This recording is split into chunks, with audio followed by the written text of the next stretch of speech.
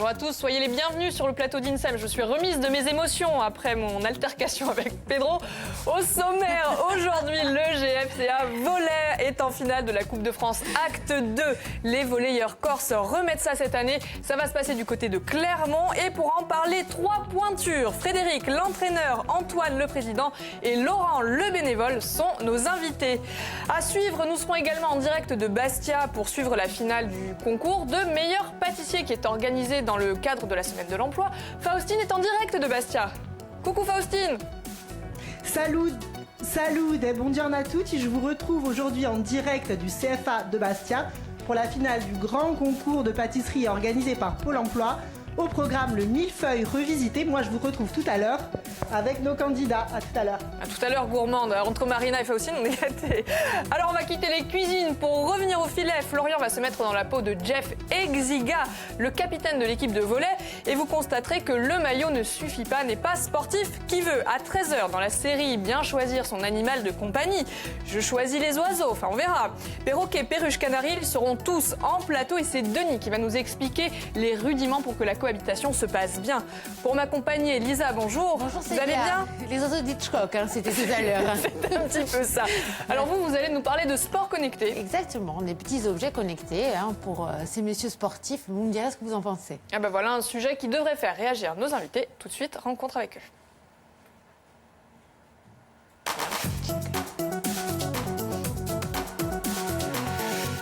Messieurs, bonjour et bienvenue. Alors à côté de moi, Frédéric Ferrandez, vous êtes entraîneur du GFCA Volley, vous êtes accompagné d'Antoine Exiga. Bonjour Antoine, vous êtes le président du club. Et en bout de table, Laurent Vitali, bonjour, vous êtes avec nous parce que vous êtes bénévole au GFCA depuis plusieurs années. Vous êtes surtout le sapienton, j'avais envie de le dire, en matière de volley dans la tête. Vous êtes notre expert. Et du coup, j'avais envie que vous soyez avec nous pour cette épopée, cette extraordinaire épopée. C'est la finale de la Coupe de France, c'est l'acte 2. Ça, c'est la deuxième année consécutive. La première fois, je pense qu'on parle d'un accident. Mais là, quand il y a récidive, on est bien d'accord. Le club joue définitivement dans la cour des grands. Oui, mais en tout cas, on l'espère. Actuellement, ça se passe bien. Ça se passe même très bien. On est en finale de la Coupe de France. On est pratiquement qualifié pour les playoffs. On est en quart de finale du championnat d'Europe. Et on aura à cœur encore à avoir de belles performances. Et ça commence par samedi. Vous avez le sourire, c'est extraordinaire, c'est génial. On essaie d'enlever la pression, vu qu'elle est sur nos épaules depuis un moment. Ce match, on l'attend depuis bien longtemps. Ça fait que maintenant, on est à fond dans cet objectif. Parce que là, on voit quand même les images de l'année passée. Alors, si je dis que c'était inattendu... De rejouer une finale? Ouais. Ah oui, sûrement. Avec le parcours que l'on a eu, c'était bien compliqué. Avec la rencontre de Tours, Toulouse, à l'extérieur, nous avons joué la meilleure équipe de deuxième division. Donc c'est vrai que c'était un peu inattendu. Mais en tout cas, on a tout fait pour. Mais vous êtes là.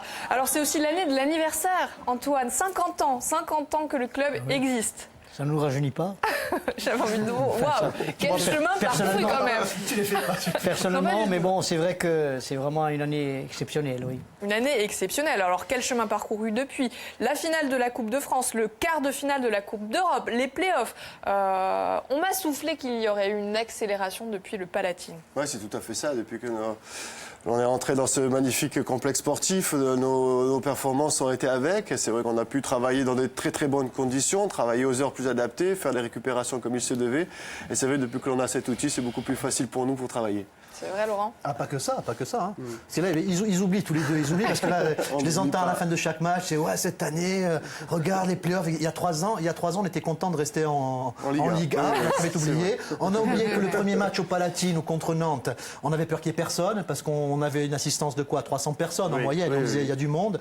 Et c'est parti au Palatine, 900 personnes le premier soir. Et puis après, on a fidélisé, enfin surtout eux, ils ont fidélisé les supporters qui ont peut-être pour certains découvert le volley, qui sont pris de passion. En plus, l'équipe a suivi derrière. Donc c'est que du bonheur, quoi. Justement, les soutiens du club, l'évolution des mentalités à l'égard de la discipline, là, il y a un véritable engouement aujourd'hui pour le volley. Oui, tout à fait.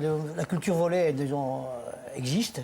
Elle existait déjà avant, mais l'arrivée du Palatine, c'est vrai je dirais, a boosté, pour y un terme adapté, un petit peu tout le monde. Et puis les résultats ont suivi également. Donc ça a fait que tout le monde s'est pris un peu au jeu. Et nous aussi, les dirigeants, parce qu'on n'espérait pas tant, comme disait Laurent, on n'espérait pas tant au départ.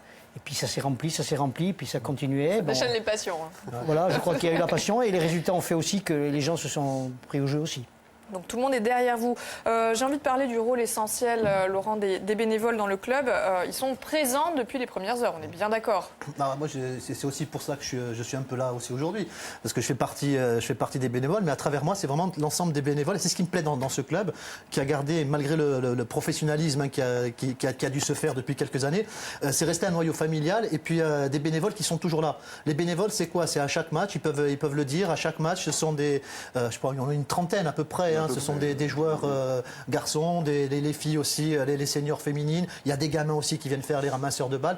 Donc c'est des heures à venir dans les grands moments. Justement dans les grands moments comme dans les moments plus difficiles aussi. Ils sont toujours là, ils sont présents. Et c'est ce qui fait aussi, Antoine ne pourra pas dire le contraire, mais c'est ce qui tient aussi le club, qui fait sa spécificité au niveau du championnat de France aussi. C'est vraiment un club de famille, un club d'amis et un club en même temps qui a su trouver son professionnalisme. Et ça va, les bénévoles, ça fait tout. C'est l'accueil du public. Le trésorier, il y a même la sono, enfin tout le monde a un rôle à jouer. Tout le monde a un rôle précis, il le fait vraiment bénévolement, tout le monde travaille dans le même sens. Et ça, c'est important aussi pour la cohésion de tout le groupe, je dirais. Et tout le monde porte le club. Oui, c'est justement ce qui fait notre force, je trouve, rester dans nos bases de bénévolat où on a tous commencé comme ça, moi le premier aussi. Et c'est vrai qu'on veut maintenir ce club professionnel, mais en même temps garder ce qu'on sait bien faire aussi. Alors l'âme du club, évidemment, je pense que certains bénévoles vont vous accompagner samedi pour la finale. Laurent, vous y serez? Un peu, oui. C'est incontournable, ça arrive une fois dans sa vie. Vous savez, j'ai connu deux grands moments de sport. C'était avec le GFCA déjà, handball, au début des années 2000, avec un superbe match contre Montpellier, des champions du monde. Ça a été au Rossine, ça a été un moment d'anthologie pour moi. J'ai eu la chance de le vivre de l'intérieur déjà. Et puis il y a eu cette fameuse finale l'année dernière à Paris. Alors tous, on a envie de revivre la même chose. C'est pour ça qu'on leur met la pression. Vous savez ce qu'il vous reste à faire, messieurs. Hein. Oh oui, on le sait.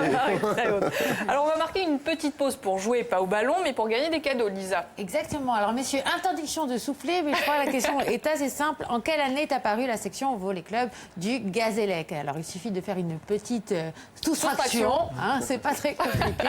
À gagner aujourd'hui 2 places pour le ballet 1000 pieds Robbins Balanquine au Palais des Congrès le 10 mars, qui sera en direct de l'Opéra National de Paris à 19h30, et un livre We Corsicans de Jean-Michel Casanova et Dominique Tadei aux éditions Albiane. Appelez-nous 0800 3x0 900. De très beaux cadeaux à gagner. Donc, Lisa, on a un plateau de sportifs. Alors, ça vous a donné envie de nous parler de sport connecté. De sport connecté, c'est votre côté geek, pour ne pas avoir l'impression de pédaler dans la semoule. Merci, Laurent. Je suis sûre qu'il fallait apprécier. Je pouvais compter sur toi. Alors, la neige est d'actualité. Ça tombe bien car le ski connecté est passé à la vitesse supérieure. Alors, dévoilé à l'ISPO 2017, c'est le salon international pour le sport et le business, celui-ci sera capable de mesurer plusieurs éléments, comme la vitesse du skieur, son angulation dans les virages, son explosivité quand on donne tout. Hein, vous savez, c'est là sur on ne peut pas savoir. Dans la transition de carré à carré, hein, les connaisseurs savent, ainsi que la force subie dans les virages. Voilà, un écran LED intégré directement sur le ski. Donc voilà, vous regardez votre écran, pas votre smartphone, mais bon, attention aux chutes. Hein. Oui, c'est ce que j'avais envie de vous dire. C'est vrai. Je sais pas ce que vous en pensez, messieurs, du ski connecté. Sur le ski. Ça vous laisse alors Laurent, ça l'a fait beaucoup rire. En coulisses. Cas d'accident, vous allez dire quoi? Je regardais mon ski connecté, je vous ai pas vu traverser la piste. C'est ça. Pour regarder une autre bonne idée comme ça Oh oui, j'en ai plein.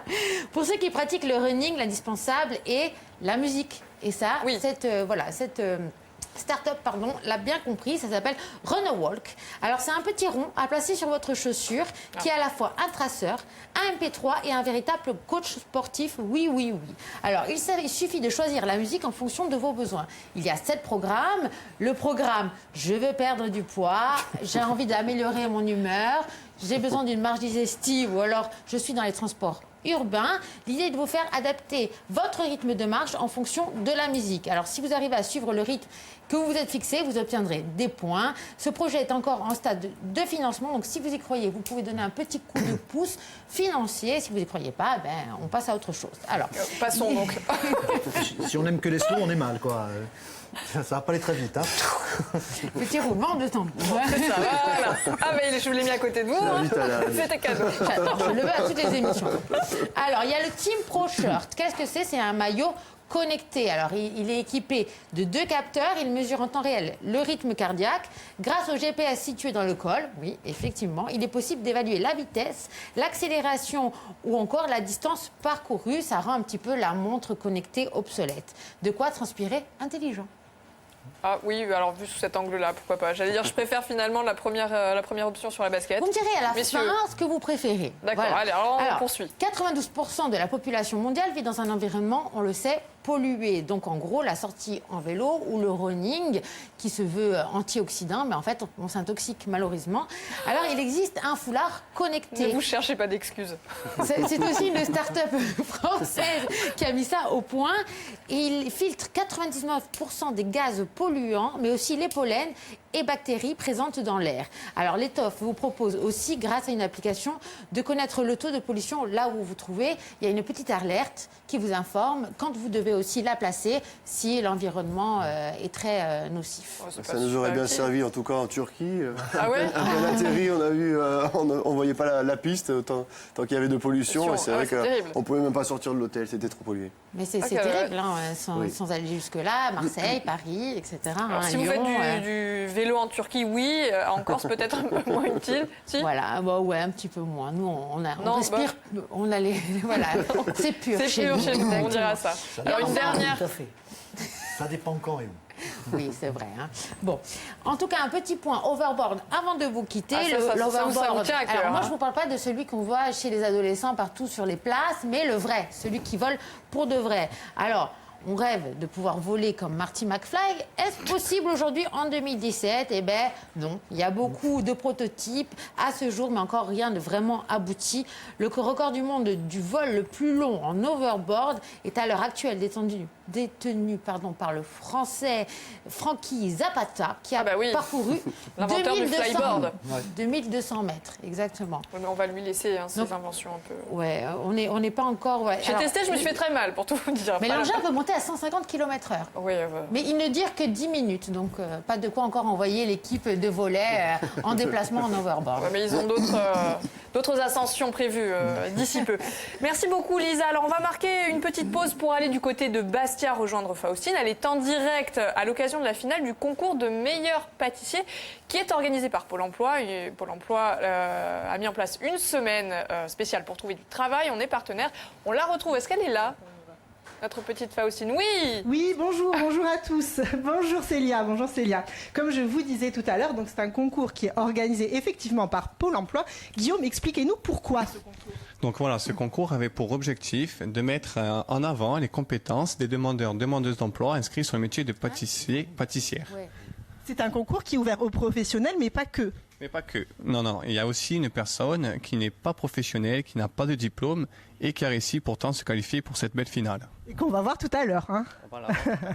Jacques, vous êtes pâtissier, vous êtes président du jury. Parlez-nous du niveau de ce concours, Jacques. Alors déjà, pour les demi-finales, le niveau était élevé. Donc pour cette finale, j'ai décidé de leur faire un millefeuille qui techniquement est beaucoup plus difficile à faire. Pourquoi le millefeuille? Expliquez-nous. Parce que le millefeuille, c'est le gâteau du pâtissier. C'est-à-dire que dans notre métier, souvent, les pâtissiers, quand ils partent en vacances, ils vont dans les pâtisseries qu'ils ne connaissent pas. Et la première chose qu'ils font, ils achètent un millefeuille et ils le goûtent. Et à ce moment-là, ils savent pertinemment que si le millefeuille est bon, les autres gâteaux sont bons aussi. Parlez-nous du secteur de la pâtisserie en Corse. Comment se porte-t-il? Alors, ça fait 24 ans que je suis en Corse. Le niveau de la pâtisserie en Corse est devenu beaucoup plus important en quantité et en qualité. Par contre, au niveau de la formation, il nous manque toujours des éléments. On est obligé de les prendre sur le continent. Donc, je suis très content de ce concours parce qu'il va permettre à des gens, justement, de pouvoir ou s'installer ou venir travailler dans nos laboratoires. Donc, c'est un secteur qui embauche?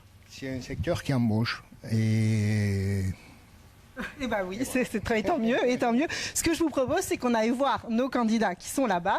Alors d'abord, nous avons Mathilde. Présentez-nous ce que vous avez fait, vos millefeuilles. Alors bonjour à tous. Donc moi je suis partie en fait sur un millefeuille revisité avec une mousse coco, mousse framboise et puis des décors un petit peu en chocolat et notamment une tuile à la framboise.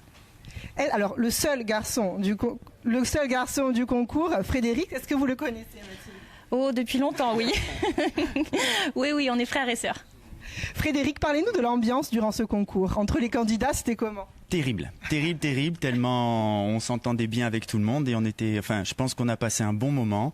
Et grâce à Guillaume et à Pôle emploi, justement, on a pu partager cette belle aventure, faire de belles rencontres et voilà, présenter nos savoir-faire et j'espère surprendre le jury, voilà.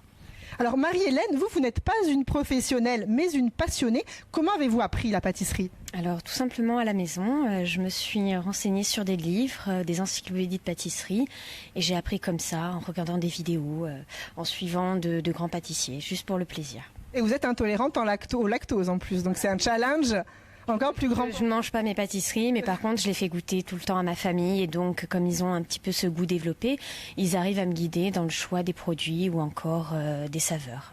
Bon, ce que je vous propose, c'est qu'on se retrouve tout à l'heure à la table des jurys pour déguster un adobo. À tout à l'heure, Faustine. Alors, n'est pas autodidacte qui veut peut-être en pâtisserie, mais beaucoup moins en matière de volet. On a dans l'équipe un chroniqueur qui s'appelle Florian. Vous devez le connaître, il est grand. Il a le même âge que Jeff, qui est le capitaine de l'équipe.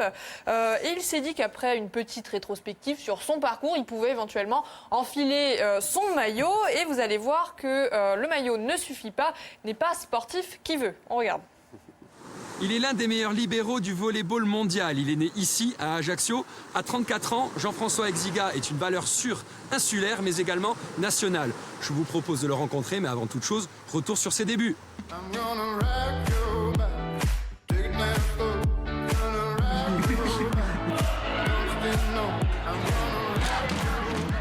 De l'AS Cannes au club italien, en passant bien sûr par l'équipe de France, l'enfant du pays a un palmarès à faire rougir une jouvencelle le soir de ses noces.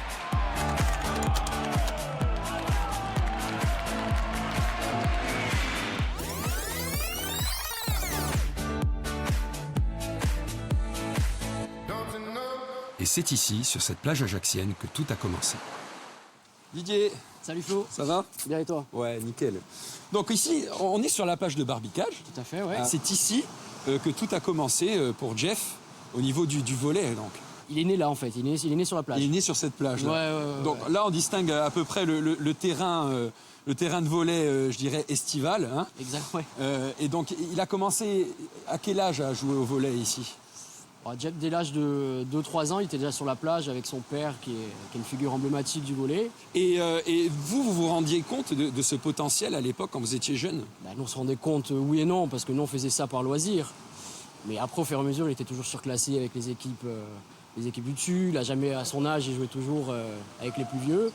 Il jouait avec la réserve, et puis un jour, il s'est retrouvé professionnel.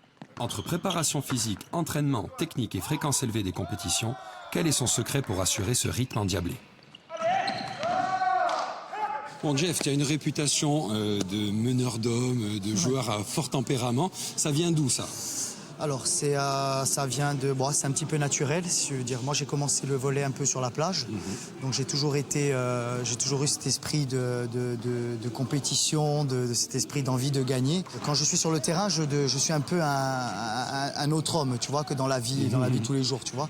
Donc, quand j'étais en équipe nationale, il y avait toujours des joueurs qui me disaient, putain, toi, quand on joue contre toi, tu as les flammes dans les yeux, tu vois. Donc, et on le voit, tu vois.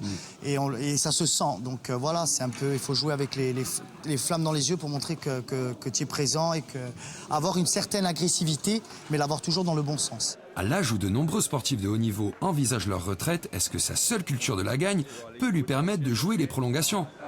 Toujours les épaules basses et tu fixes. Allez. Jean-François a quand même 34 ans, bientôt 35, il me semble. Oui. Et pour toi, est-ce qu'il a encore beaucoup d'avenir dans le volley ? C'est un joueur qui peut aller pousser, 38, 39 ans, je pense que c'est un bon âge pour s'arrêter. Ah d'accord, c'est quand même pas mal d'arriver jusqu'à 38, 39 ans en restant pro. C'est-à-dire qu'en fait, vu la qualité du joueur, on ne peut que dire il va aller plus loin encore. Bon, en même temps, Jeff, tu vas pas nous faire croire que réceptionner un ballon avec les deux bras, c'est si compliqué, hein ? Hey, dernier. Attends. Hey, go. Oh putain ! très content de la carrière que j'ai faite. Maintenant, à 34 ans, pour moi, c'est du bonus. Je suis plus en fin de carrière qu'en début.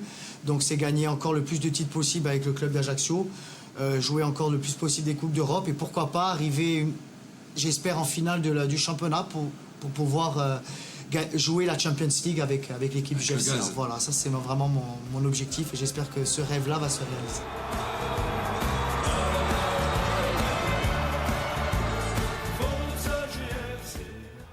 De belles images, hein.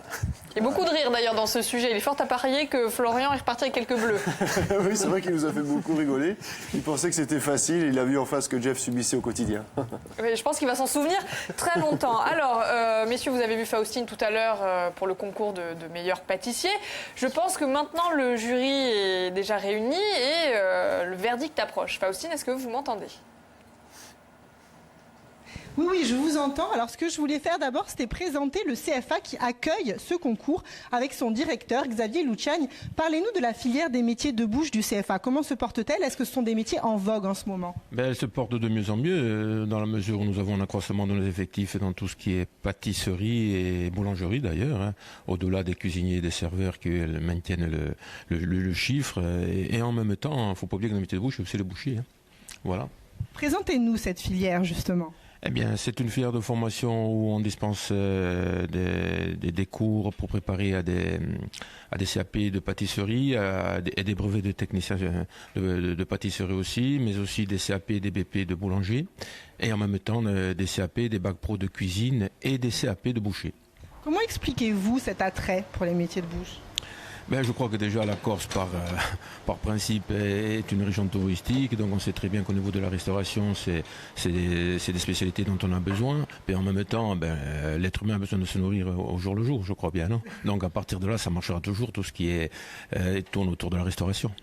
Didier, vous avez supervisé ce concours, parlez-nous du thème. Alors le thème, on a choisi pour la finale le millefeuille. Qui est à la fois un classique, mais quelque chose qu'on peut revisiter, que ce soit de manière décorative ou gustative. Voilà, on peut associer des parfums différents au grand classique du millefeuille. Justement, pourquoi revisiter ? Qu'attendez-vous des candidats ? En fait, il y a beaucoup de candidats qui sont partis sur des desserts à l'assiette, desserts de restaurant. Voilà, nous c'était libre, que ce soit un dessert de boutique ou dessert de restaurant, peu importe. On a voulu, élargir pour pouvoir avoir de tout. Voilà, on a eu des textures différentes, des mousses à la place de la crème pâtissière, des décos. Voilà, c'était quand même assez important de souligner le fait qu'on revisite le millefeuille. Sur quels critères sont évalués les candidats ? Alors, les critères, c'est de ne pas oublier les fondamentaux, comme la pâte feuilletée, évidemment, du millefeuille, mais à la fois, évidemment, la décoration, mais tout ce qui est texture, goût, voilà. On mange d'abord avec les yeux, mais après, il faut que le palais suive derrière. Alors, ce que je vous propose, c'est qu'on accueille les serveurs qui vont apporter les pâtisseries. Venez.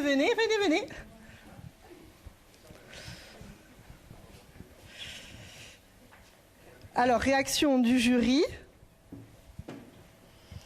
À première vue, qu'est-ce que vous en pensez ? Visuellement, c'est magnifique. Je veux dire, on va goûter, on va espérer que ce soit aussi bon que c'est beau, mais bon, vu la qualité des premiers candidats lors de la demi-finale, personnellement, moi, je n'ai aucun doute. Comment fait-on pour apprécier ces assiettes, justement ? Écoutez, déjà, comme le disait Didier, on les regarde.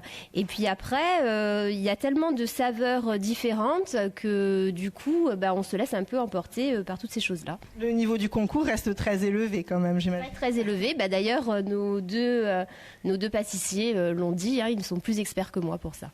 Bon, ce que je vous propose, c'est qu'on se retrouve tout à l'heure pour le résultat. Tout à l'heure. Tout à l'heure, Faustine, effectivement, le niveau est très élevé également en plateau. On rappelle la finale de la Coupe de France. Le GFCA volley, ce sera ce week-end, samedi, à Clermont. Évidemment, on compte sur vous, mais le parcours est quand même semé d'embûches. Je pense à la chute, si je puis dire, en Coupe d'Europe face aux Turcs. Donc là, il y a le prochain challenge à Ajaccio-Palatine. Vous avez gagné sur le fil face à Poitiers. Donc vous êtes quand même remonté, mais Oui, mais c'est pas simple. Ça va rester un match difficile. C'est une finale, comme on dit, sur une finale en plus contre un adversaire qui va jouer toute sa saison sur ce match-là aussi. Donc ça va être 50-50. Maintenant, on a je dirais, un léger avantage de connaître cette situation vu que l'on avait vécu la saison précédente. Maintenant, il va falloir tout donner sur ce match-là pour pouvoir passer. On compte sur vous, évidemment. Dernière ligne droite pour les joueurs qui sont à l'entraînement au moment où on parle. Oui, tout à fait. Ça me permet de souffler un petit peu aujourd'hui.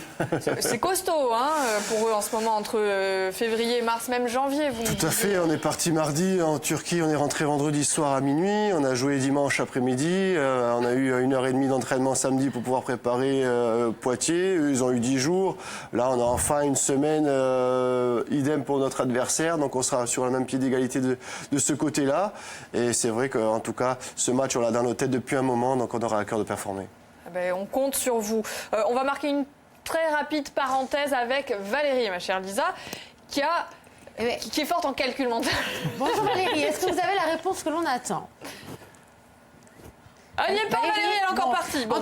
En tout cas, nous, en plus des 2 places pour le ballet et du livre, on a 2 places pour aller voir le volley qui ont été rajoutées tout à l'heure en plateau. Donc, et on vous remercie. Quart de finale, Coupe d'Europe le 15. On vous remercie, évidemment.